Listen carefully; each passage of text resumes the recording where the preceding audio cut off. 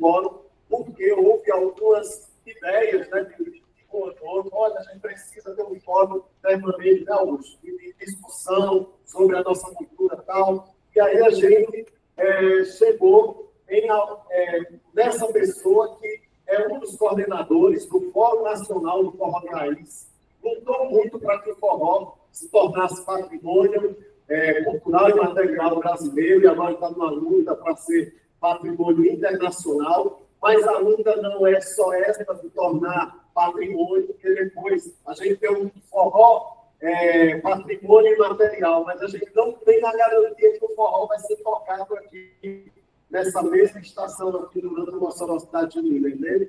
Então, assim, a gente, para falar do fórum, falar também de uma experiência como o Centro Cultural lá em Campina Grande, que também havia a mesma dificuldade daqui, e hoje, promotora Ana, Campina Grande transmite via YouTube as reuniões do Conselho, ou seja, deixando altamente democrático, para que a gente possa acompanhar, né, para que o setor cultural possa acompanhar o serviço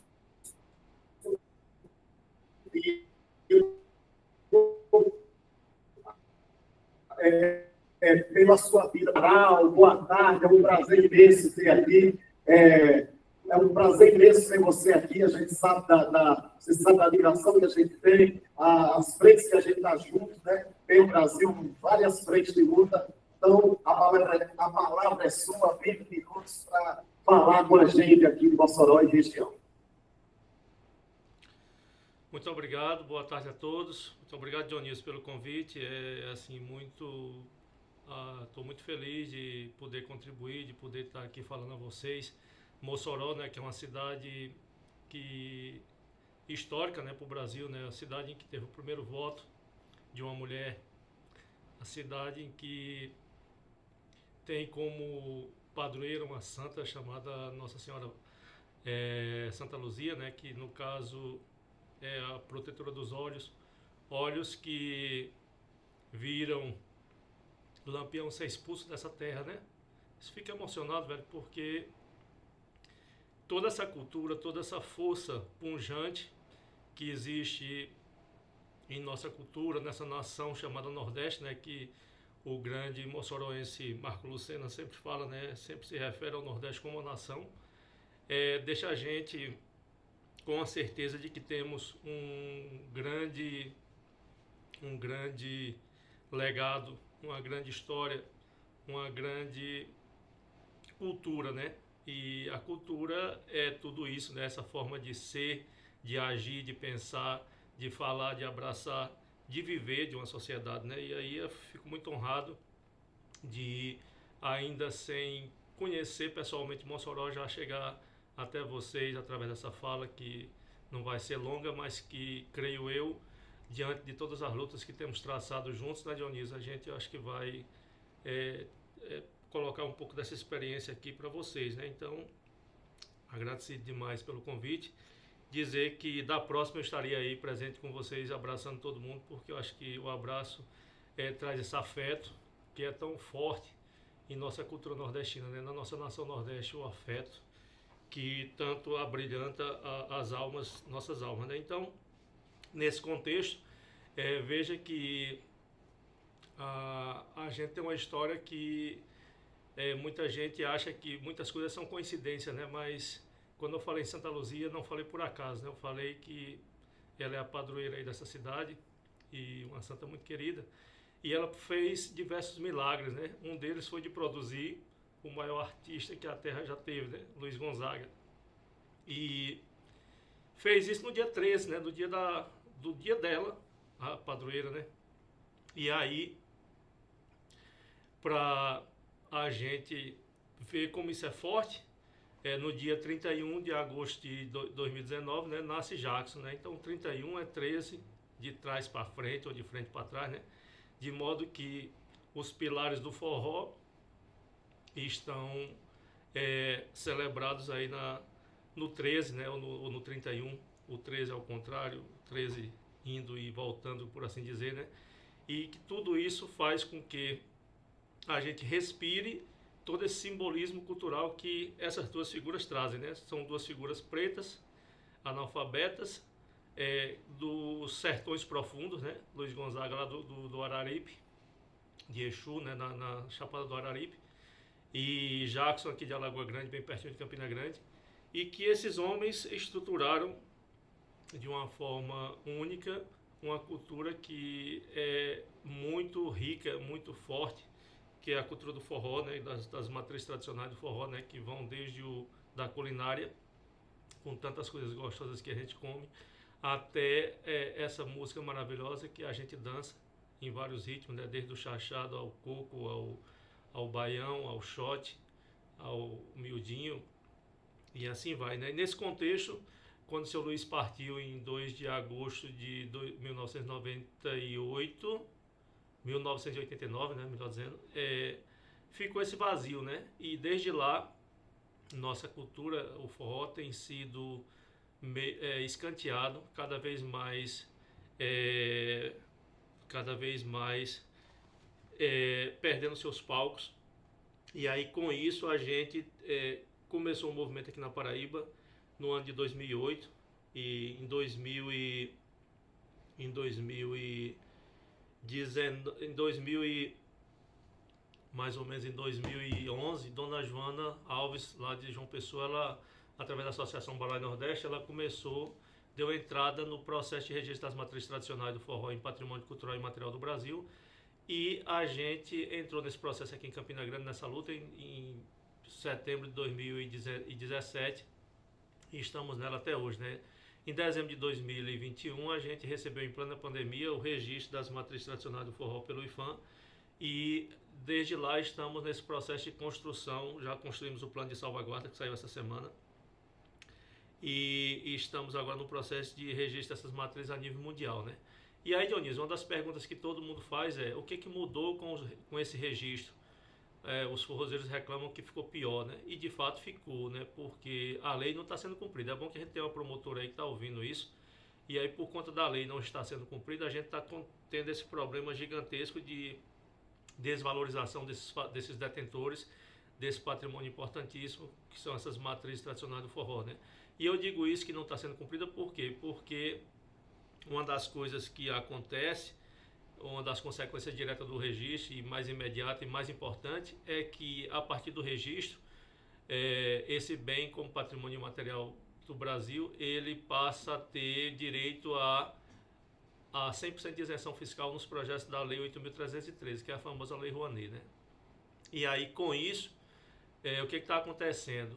As outras manifestações culturais que não estão incluídas nesse artigo 18, que dá direito a 100% de isenção, eles acabam tendo no máximo 40% de isenção fiscal.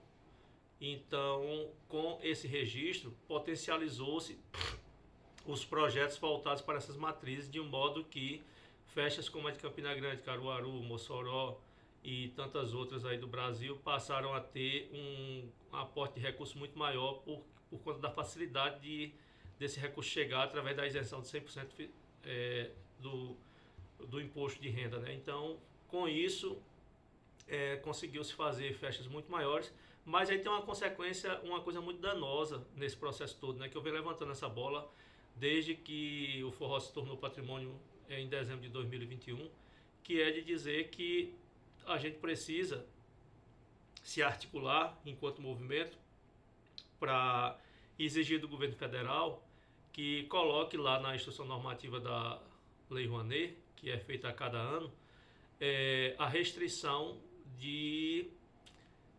do recurso dos projetos de patrimônio material serem migrados para outras manifestações culturais. O que eu quero dizer com isso? Quero dizer com isso é que, por exemplo, no São João, a gente tem a facilidade, o direito de captar 100% do recurso. Esse recurso é captado via esse registro que nos deu esse direito, mas ele é captado e ele é utilizado para contratar outras manifestações culturais que não sejam dentro dessas matrizes.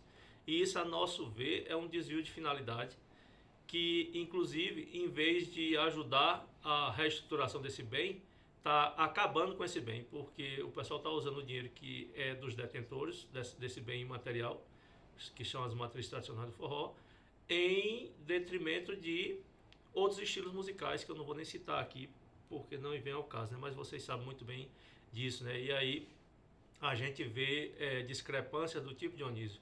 Um trio de forró aqui em Campina Grande recebeu um cachê de R$ 850, enquanto um fazedor de cultura, do qual não tenho nada contra nenhum deles, mas que nem é das matrizes tradicionais do forró, vocês não são sequer detentores, recebeu um cachê de 1 milhão, 1 milhão e 200, o que acontece também em Mossoró, né? E aí em outros lugares também no Brasil, que é uma coisa que precisa ser revista, e precisa ser revista o quanto antes se a gente quiser manter esse patrimônio vivo, né?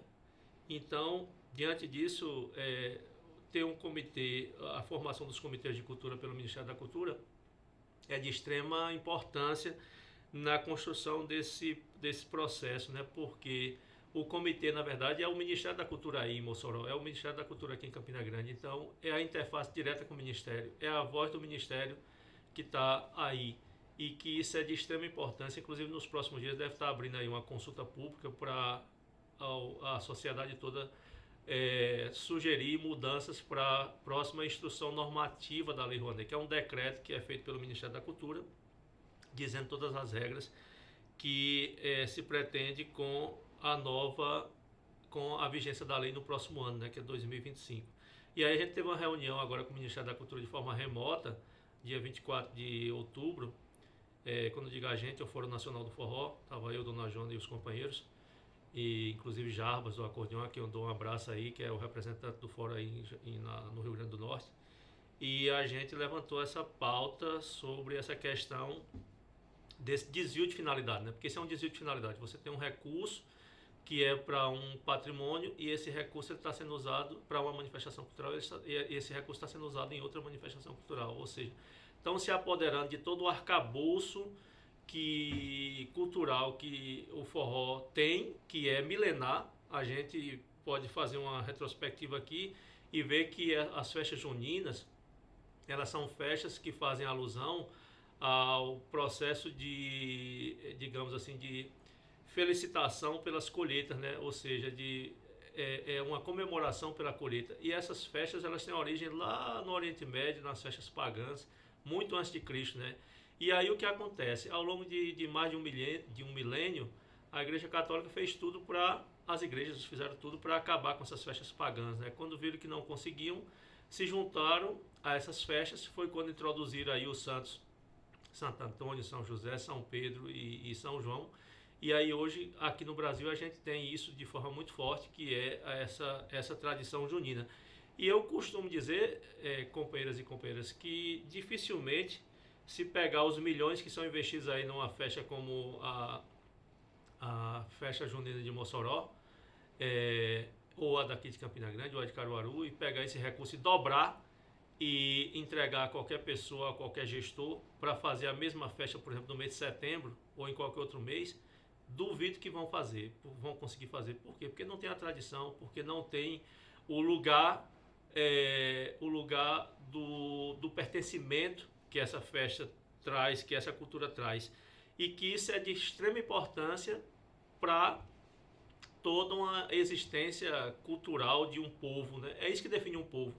A cultura é o que define um povo, né?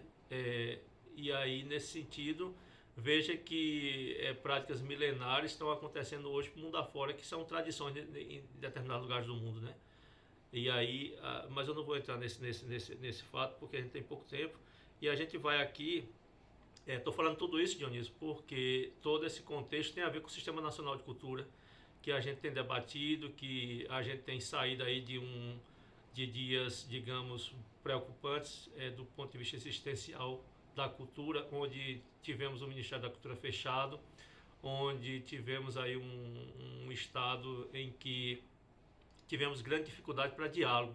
Eu me lembro que durante a pandemia, acho que no ano de 2022, já no final da pandemia, 2021, a gente teve uma reunião com o pessoal do Ministério de forma remota, da Secretaria de Cultura, né, que no caso era, na verdade a reunião foi com o Ministério do Turismo, né, porque não tinha Ministério da Cultura, né, mas o Ministério do Turismo estava representando, fazendo as vezes de Ministério da Cultura, né, e a gente ficou lá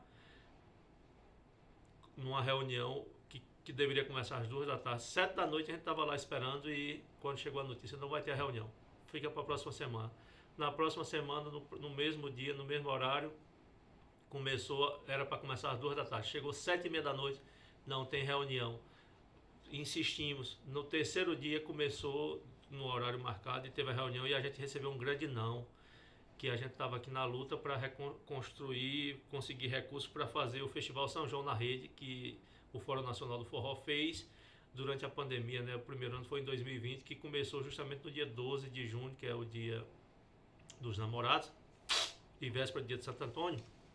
E aí, inclusive, esse primeiro dia, a gente fez com o Forró da Resistência, né? Que inclusive Marco Lucena, que é um grande moçoroense, estava à frente da transmissão assim, da locução, né? Eu transmitindo daqui de Campina Grande, da minha casa, Marco Lucena e hoje o deputado federal Lindbergh Farias, presente nesse processo. E aí a gente fez esse festival que foi bacana, mas a gente não teve apoio do Ministério e foi muito complicado. E nesse processo a gente fez de todo jeito, sem recurso, porque acho que a cultura é isso, né? Esse existir, persistir, independente de recurso, independente de dinheiro. Temos que continuar seguindo adiante na busca dessa perspectiva. E aí o Sistema Nacional de Cultura tem toda essa prerrogativa de importância para poder fazer a coisa acontecer. E ter essa articulação, ter esses comitês, ter vocês juntos, cientes desse processo, entendendo da legislação, é de suma importância. Por quê? Porque as coisas vão acontecer a partir de vocês.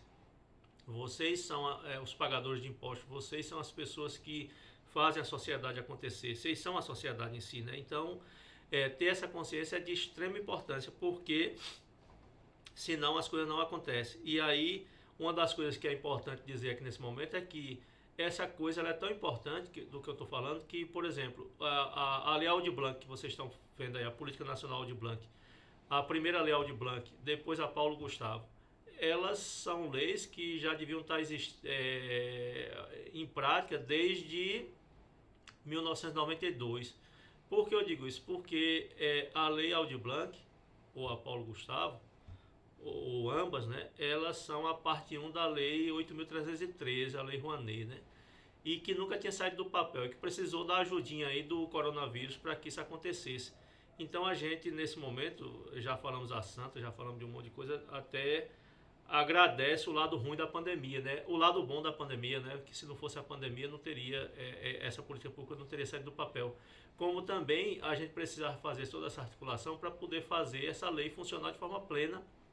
A parte 2 da lei, que são os fundos de financiamento à cultura, a projetos culturais, eles não saíram do papel ainda, né? Os FICARTs, né?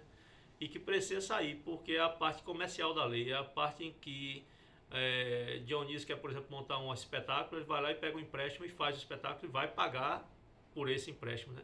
Com juros baixos, mas vai pagar. E isso é importantíssimo e que precisa ser regulamentado. E eu acho que os comitês é um caminho para poder fazer com que essa regulamentação aconteça e essa cultura fique pujante, né? Cultura, gente, que para quem não tem noção da importância, que não é só, a cultura não é só uma forma de identificação de um povo, de definição do comportamento de um povo, mas é um setor econômico importantíssimo, né? Hoje a cultura nacional ela representa mais de 3% do PIB, que em termos de recursos passa de 200 bilhões de reais, 260 bilhões de reais, e que traz o impacto econômico de mais de 7 milhões e meio de empregos, com vamos dizer assim, uma força superior à da indústria automobilística, de tudo que é construído no mundo automobilístico, a cultura supera. E isso é investimento, né? Porque o que a gente tem de investimento é mínimo para que se tenha todo esse resultado. E aí a gente precisa entender a força disso, né? Por exemplo, o impacto econômico que, por exemplo, uma festa junina traz, por exemplo, para uma cidade como Mossoró. Aqui em Campina Grande, a gente lê nos portais que essa festa impacta em torno de 700 milhões de reais na economia da cidade. Isso, para vocês terem uma ideia, representa 2 de cada 5 reais que circula na cidade no ano. Então isso é uma coisa que não tem precedentes, se for real, né? Porque também a gente não sabe se é real, né? É estranho. como também, de fato, é claro que isso deve acontecer aí em Mossoró, em Caruaru e nos outros lugares. Então, isso é muito forte. Isso é muito forte. E aí a gente fica naquela coisa, né? 3 bilhões que chegaram agora para a Política Nacional de Blanc, isso é muito dinheiro? Não, isso é uma coisinha de nada, que inclusive a Conferência Nacional de Cultura aprovou aí um orçamento de 2% do PIB para a cultura, né? Esses 3 bilhões de reais que a Política Nacional de Blanc trouxe, deu para fazer o último filme da série Missão Impossível lá com Tom Cruise, né? Gastaram exatamente 600 milhões de dólares, que quando o dólar era 5 reais dava 3 bilhões, né? Agora que está um pouco mais, quase 6, está passando de 3 bilhões. Isso em um filme de 90 minutos. Então veja que se consegue investir 3 bilhões de reais em um filme, é porque vai ter retorno. E esse retorno ele é gigante. Imagine vocês um filme que se fez com a câmera de mão, como a gente viu aí agora, o último filme que bateu o recorde de bilheteria do cinema nacional, que se conseguiu uma bilheteria superior a Dona Flor e seus dois maridos, a Tropa de Elite, ao próprio Minha Mãe é uma Peça, com Paulo Gustavo, e que certamente botou mais de 50 milhões de pessoas na sala de cinema do Brasil. Então, fazendo uma conta simples, 50 milhões de pessoas pagando meia entrada, vamos pegar meia entrada, 10 reais, já dá aí 50 milhões, já dá 500 milhões, de reais, né? E aí um filme desse, muito gastoso para fazer, foi 5 milhões. Então você pega 5 milhões e transforma em 500. Ou você pega 5 milhões e transforma em 1 bilhão de reais. Então, o que se tem com isso é algo avassalador em termos de econômico, né? Porque aqui a gente consegue, em tudo que faz, ser tributado em 40% no mínimo. Então, se você pega e os 500 milhões é tributado em 40%, o Estado que investiu 2, 3 milhões para fazer o filme, através da Ancine ou de outra agência fomentadora, vai pegar de imposto de volta, por baixo, 200 milhões. Então é muito lucrativo, a cultura é muito lucrativa, não polui, ela está aí. E aí o que acontece? Os comitês são importantíssimos, porque a interface, já passei do tempo, 21 minutos, mas vou fechar nos próximos 5. O comitê é importantíssimo porque é a interface com o Ministério. E o comitê é a interface com o Ministério, mas a cultura acontece nos municípios, né? E para o município, para essa cultura acontecer, tem que ter todo um processo de gerência disso aí, e aí da cultura, né? E aí para isso precisa da mesma forma que tem o Sistema Nacional de Cultura, que é composto pelo estadual e pelos municipais, que tem o Conselho Municipal de Cultura, que tem o Conselho Estadual de Cultura, que tem o Conselho Nacional de Cultura. É importante que esses conselhos eles funcionem. E aí como é que é o sistema, por exemplo, municipal de cultura? O sistema municipal de cultura ele é um tripé, que ele é formado pelo Plano Municipal de Cultura, que é a sociedade que define através do Conselho Municipal de Cultura, que tem conselheiros eleitos pela sociedade civil, através do voto. Aqui em Campina Grande são 22, são 11 conselheiros, mais 11 suplentes, e tem mais outros 11 do Poder Público, né, que é da Prefeitura.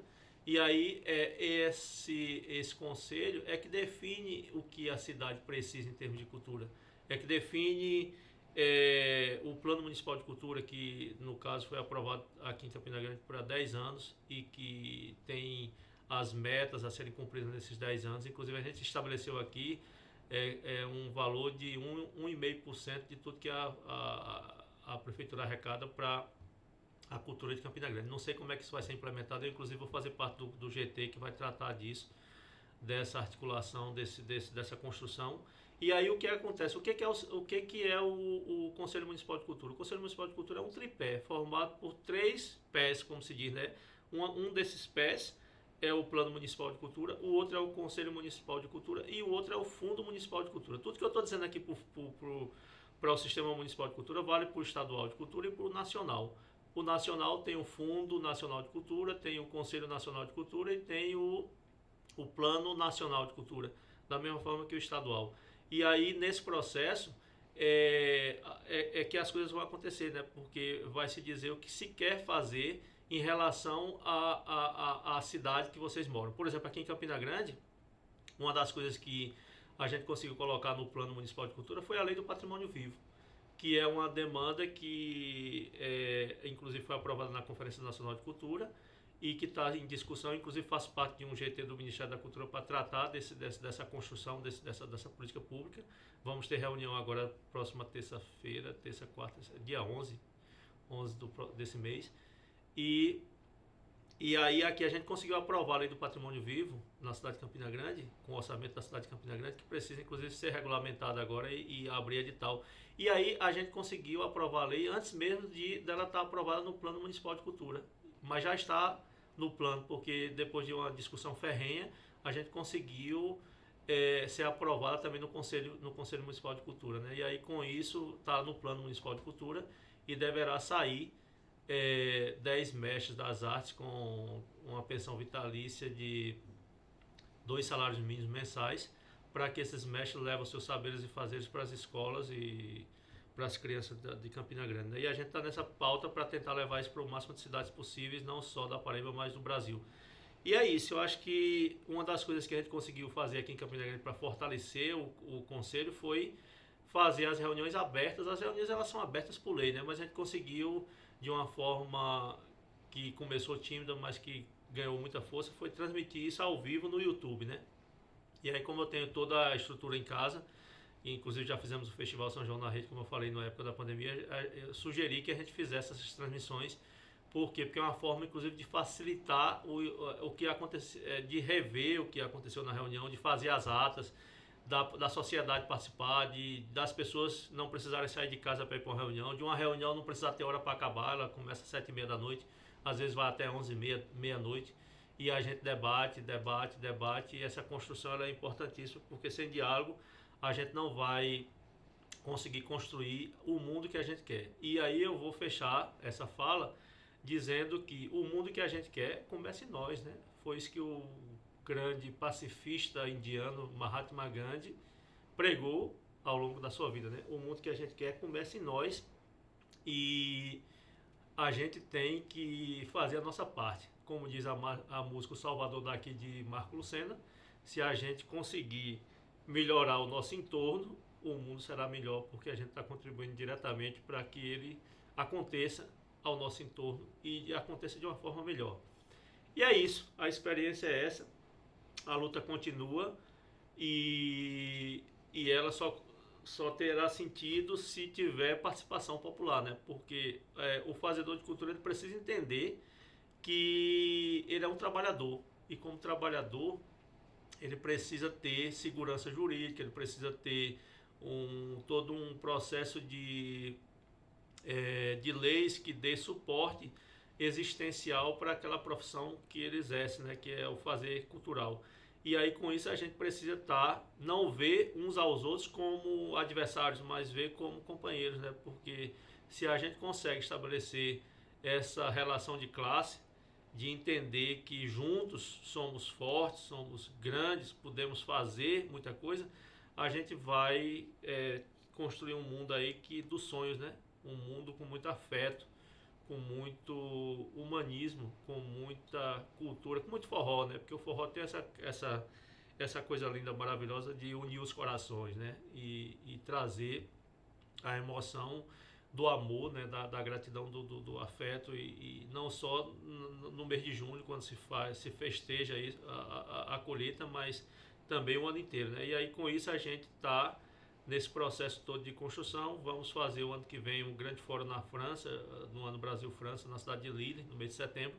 E desde já a gente conta com a comunidade potiguara lá presente, porque o Rio Grande do Norte, Mossoró e as demais cidades fazem parte do Fórum Nacional do Forró, que inclusive é o responsável por esse processo todo, desse processo de registro, né? Então, ter um fórum é extremamente importante. Se vocês não têm entre ou criem, porque o fórum é o lugar de discussão, né? E muitas vezes muita gente se estressa com o que acontece dentro dos fóruns, porque tem brigas ferrenhas às vezes, né? Mas que essas brigas não são brigas, são discussões que são importantes para o entendimento e crescimento do povo.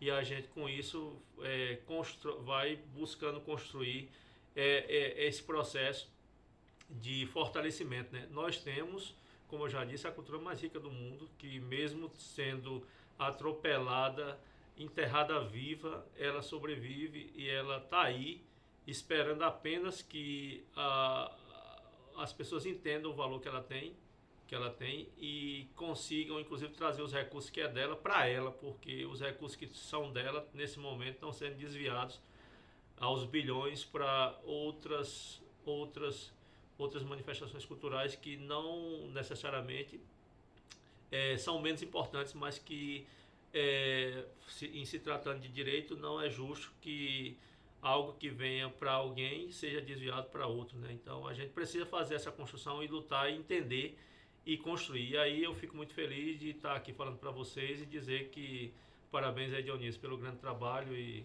Deus abençoe todos vocês e vamos juntos, porque é só juntos que a gente vai conseguir um mundo melhor e o mundo que a gente sonha. Muito obrigado.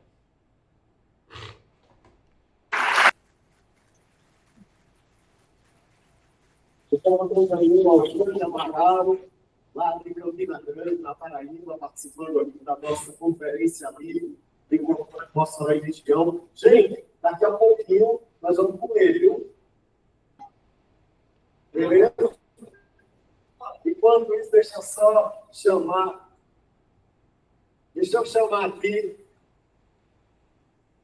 Ela é do slam e ele é do hip hop. Deixa eu chamar rapidinho Larissa Calvano e Compadre Caboclo.